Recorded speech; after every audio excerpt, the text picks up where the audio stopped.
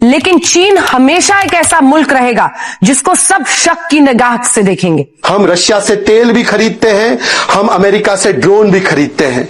Russia हमें S-400 भी देता है, अमेरिका हमारे साथ खड़ा भी होता है जब कठिन मुश्किल इश्यूज होते हैं। ऐसा था, कांग्रेस ऐसी थी, पंडित नेहरू ऐसे थे। पूरे इंडिया के चारों तरफ विदेश नीति के मामले में पूरी सरकार फेल रही है। दोस्तों, आज के इस डिबेट में चीन और भारत के एग्रीमेंट के ऊपर बीजेपी और कांग्रेस के बीच में होने वाली है तीखी बहस। तो डिबेट होने वाला है बवाल। तो वीडियो को आप पूरा देखें। अगर आपको आज का ये वीडियो पसंद आता है तो हमारे चैनल को लाइक करें, कमेंट करें और शेयर करें। शहजाद पूनावाला जी, एक सवाल जो तमाम विशेषज्ञ भी उठा रहे हैं कि भारत आज एक स्थिति में है जहां पर पूरा विश्व उसका सम्मान करता है, लेकिन चीन हमेशा एक ऐसा मुल्क रहेगा जिसको सब शक की निगाह से देखेंगे। ऐसे में जब हम इस समझौते की तरफ बढ़ रहे हैं, ये द्विपक्षीय हम 5 साल बात कर रहे हैं, हम भरोसा कर सकते हैं क्या चीन पर? अंजना जी, भरोसे में और पंचशील वाले अंध आशावाद में बहुत अंतर है। उस समय अंध आशावाद में, पंचशील में जो गलतियां भारत उस समय करता था, मोदी का भारत या नया भारत उन गलतियों को नहीं करता। और उसका जो रिस्पांस का टेम्पलेट है, आप 26/11 की तुलना में उरी देख लीजिए, टेम्पलेट ऑफ रिस्पांस भी बहुत अलग है। आज की चर्चा उस परिप्रेक्ष्य में होती है जब भारत विश्वास, विश्वसनीयता, विकास, विरासत, विज्ञान और वार्ता और विविधता का एक ऐसा अनोखा प्रतीक बना है कि एक कटी और बटी दुनिया में प्रभु श्री राम का जैसे सेतु ने मां सीता को वापस लाने में समर्थन दिया था, वैसे भारत एक सेतु बना है बटी और कटी दुनिया में। मैं आपको उदाहरण गिनाता हूं। मोदी जी को वैसे चाय वाला बोलकर इकोसिस्टम ने बहुत उनका मजाक मखौल उड़ाया, पर ये वो मोदी है जो ब्रिक्स की समिट में भी बैठता है, जो SCO की समिट में भी भारत की शामिलियत कराता है और जो क्वाड में भी बैठता है। ये वो मोदी है जिसके फैन राष्ट्रपति बाइडेन और पूर्व राष्ट्रपति ट्रंप भी है, और पुतिन भी बोलता है कि भारत के हितों से ये मोदी कभी समझौता नहीं करता। ये वो मोदी है जो पुतिन को आंख में आंख मिलाकर बोलता है कि ये युद्ध का नहीं, मेरे मित्र पुतिन, ये आज बुद्ध का जमाना है। और जेलेंस्की और यूरोप को भी हम बोलते हैं कि यूरोप ही मात्र पूरी दुनिया नहीं है, हम एक मल्टीपोलर वर्ल्ड के हक में हैं। हम इजराइल के साथ आतंकवादी घटना होती है तो साथ में खड़े हैं उन बच्चों के साथ, उन माओं के साथ, पर हम इजराइल के नेतन्याहू जी से यह भी कहते हैं कि जो निर्दोष लोग हैं फिलिस्तीन में, उनकी जान नहीं ली जा सकती। और हम फिलिस्तीन के साथ जो प्रिंसिपल पर है उस पर भी खड़े रहते हैं। ईरान से भी हमारी बातचीत होती है। हम रशिया से तेल भी खरीदते हैं, हम अमेरिका से ड्रोन भी खरीदते हैं। रशिया हमें S-400 भी देता है, अमेरिका हमारे साथ खड़ा भी होता है जब कठिन मुश्किल इश्यूज होते हैं। ये आज इस परिप्रेक्ष्य में 10 सेकंड और लेकर अपनी बात समाप्त करूंगा। पर एक चीज है, देखिए, मैं तो मुसलमान हूं, परंतु महाभारत में एक प्रसंग है, पंचाधिक वयम पंचाधिक शतम, मतलब पांडव और कौरव, मतलब तहसीन और शहजाद एक दूसरे के खिलाफ बहुत लड़ते हैं, पर जब चुनौती एक्सटर्नल होती है तब तहसीन और शहजाद, मतलब पांडव और कौरव भी एक साथ हो जाते हैं। यह हमारे देश की प्रथा रही है, इसलिए वाजपेयी जी यूनाइटेड नेशन जाकर कश्मीर का पक्ष रखे थे। पर कांग्रेस आज राष्ट्र नीति के मुद्दों पर भी राजनीति करेगी, और वो कांग्रेस जिसने टिया पंगनक, डूम चैली, आरसेप में जाकर हमारे हितों का सौदा, डोकलाम में किस प्रकार से धोखा दिया, कोको आइलैंड, काबो आइलैंड, कच्चा थीवू, ये सब देने के बाद, और अक्साई चीन देने के बाद, और अक्साई चीन पर क्या बोला था नेहरू जी ने कि वहां पर एक टुकड़ी घास नहीं उगती तो दे देते। तो कांग्रेस के एक सांसद ने खड़े होकर कहा कि नेहरू जी आपके सिर पर बाल नहीं उगते, तो वो भी दे दे क्या? तो मुझे लगता है कि ऐसी कांग्रेस जो राष्ट्रहित के मुद्दों पर राजनीति करती है, इलान ओमर के साथ खड़ी हो जाती है, पाकिस्तान के ख्वाजा आसिफ के साथ खड़ी हो जाती है, भारत के हितों का समझौता करते हैं, और सेना पर भरोसा नहीं, सर्जिकल स्ट्राइक पर सवाल, बालाकोट एयर स्ट्राइक पर सवाल। ऐसी कांग्रेस को आज समझना चाहिए कि पूरी दुनिया भारत का लोहा मानती है, कांग्रेस किसी और कोने में खड़ी हुई है। ठीक है, आलोक शर्मा जी, आपकी पार्टी की नियत पर वो सवाल पूछ रहे हैं और जाहिर तौर पर उन्होंने पंडित नेहरू तक पूरी कहानी को वो ले गए हैं, तो उसका आप जवाब देना चाहेंगे। कांग्रेस पार्टी इस समझौते को किस तरह से देखती है? क्योंकि चीन एक सच्चाई है भारत की, जिसके साथ डील करना एक चैलेंज हमेशा रहा है और उस चैलेंज को स्वीकारना पड़ेगा ही।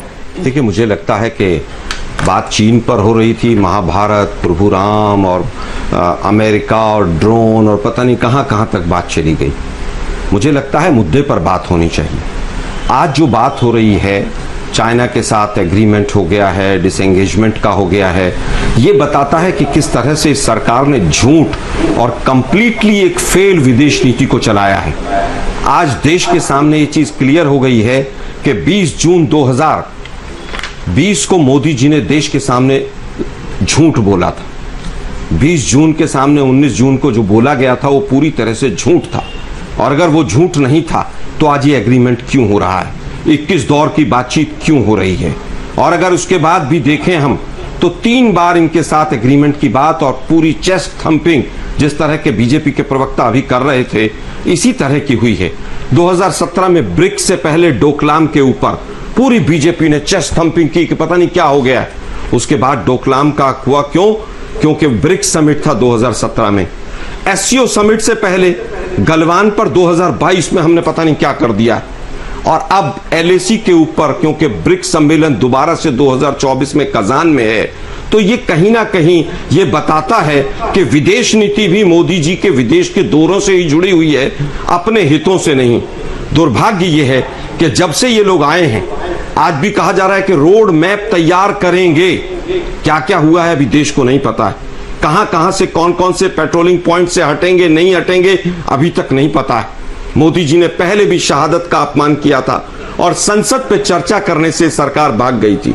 तमाम आवाजों को दबाया गया था, चाहे वो लद्दाख की कॉर्पोरेटर रही हो जिसने साफ तौर पर कहा कि हमारे जो ग्रेजिंग एरियाज हैं उनको चाइना ने कब्जा लिया है, चाहे वो तापिर गांव सांसद रहे हो जिन्होंने संसद के अंदर खड़े होकर जिस तरह से सरकार की पोल खोली थी।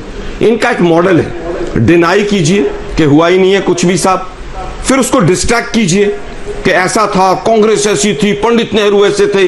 भाई 1962 में लड़ाई लड़ी, हम हार गए, हारे तो तभी ना चाइना ने कब्जाया। हमने ऐसा तो नहीं कि चाइना को जाकर दे दी थी लैंड, लड़ाई हुई, युद्ध हुआ, उसने हमारे साथ धोखा किया। फिर उसके बाद तीसरा आता है, डिस्ट्रैक्ट करने के बाद झूठ बोलो, उसके बाद झूठ बोलना शुरू कर दो, डिफेंस की वेबसाइट से हटा दो, चाइना में जो हमारे एम्बेसडर हैं उनकी स्टेटमेंट को हटा दो, उनके ट्वीट को, डिफेंस मिनिस्टर के राजनाथ जी के ट्वीट को हटा दो, फिर उसको जस्टिफाई करने बैठ जाओ। ये चौथी स्टेज आज कर रहे हैं। पूरे इंडिया के चारों तरफ विदेश नीति के मामले में पूरी सरकार फेल रही है। दोस्तों, आज का जो डिबेट का मुद्दा था वो मुद्दा था इंडिया और चाइना का रिलेशन। तो इसके ऊपर ही बहस हमें देखने को मिल रही थी। आपको पता होगा कि ब्रिक्स का सम्मेलन चल रहा है, तो वहाँ पे भारत और चीन के बीच में एक एग्रीमेंट होने वाला है। तो इसके ऊपर ही आज के डिबेट की बहस चल रही थी। तो इस डिबेट में सत्ताधारी प्रवक्ता शहजाद पूनावाला, कांग्रेस के प्रवक्ता आलोक शर्मा और देश की नंबर 1 एंकर अंजना ओम कश्यप जी मौजूद थे। आपको बताऊंगा कि भारत और चीन के जो रिश्ते हैं वो उतने खास नहीं है, और इसका कारण ये भी कहा जाता है कि जो बहुत सारे जो कांग्रेस के जो प्रवक्ता ये कहते हैं कि चीन ने भारत की ज़मीन को हत्या है, अरुणाचल प्रदेश हो या जो जितने भी नॉर्थ ईस्ट रीजन में जो चाइना फैला पड़ा हुआ है, उसके ऊपर कांग्रेस का यही कहना है कि चीन भारत के ज़मीन के ऊपर आना चाहता है, तो उसको प्लीज़ रोकिए, और चीन एक अच्छा संबंध नहीं है भारत के साथ, ऐसा कांग्रेस का कहना है। लेकिन शहजाद पूनावाला का यहाँ पे दूसरा ही कहना था कि चीन ने भारत की ज़मीन को हथियाना नहीं है, और चीन और भारत के रिश्ते आगे अच्छे हो सकते हैं, ऐसा शहजाद पूनावाला का कहना था। और शहजाद पूनावाला का ये भी कहना था कि भारत के रिश्ते दूसरे अदर कंट्रियों से, यानी अमेरिका हो, रशिया हो, उनसे भी बहुत ही बढ़िया है, ऐसा उनका कहना था। तो आज का जो डिबेट था मुझे तो बहुत ही बढ़िया लगा, और आज का इस डिबेट में अंजना ओम कश्यप जी ने बहुत ही बढ़िया तरह से अपना एंकरिंग किया और दोनों प्रवक्ताओं को ठीक ठाक बोलने का मौका दिया। दोस्तों, अगर आपको आज का ये डिबेट का वीडियो पसंद आया हो तो यही आपसे हम रिक्वेस्ट करेंगे कि चैनल को, इस वीडियो को आप ज़्यादा से ज़्यादा सपोर्ट कर सकते हैं, वीडियो को लाइक कर सकते हैं, कमेंट कर सकते हैं और शेयर कर सकते हैं। तो आने वाले डिबेट के वीडियो इसी तरह से ही मज़ेदार होने वाले हैं, तो प्लीज़ चैनल से बने रहिए, यही आपसे हम विनती करने वाले हैं। तो तब तक के लिए दोस्तों, हम मिलते हैं अगली वीडियो में ही।